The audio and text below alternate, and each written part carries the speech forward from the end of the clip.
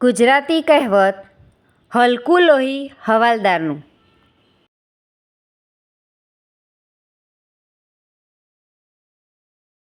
હલકું લોહી હવાલદારનું અર્થ નાના માણસને માથે દોષ આવે.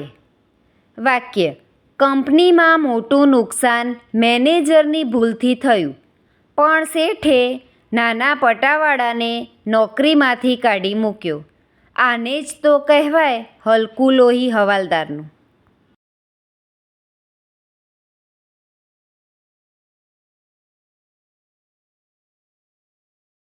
Thank you friends. Please like, share and subscribe.